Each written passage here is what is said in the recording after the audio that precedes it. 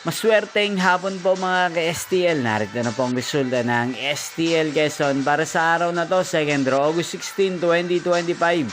Araw ng Sabado. Naway ang mga natayan niyo po mga numero kanina ay manalo nawa ngayong hapong ito, 4 PM. Kaya kunin niyo na po ang inyong mga ticket. Narito na po ang resulta.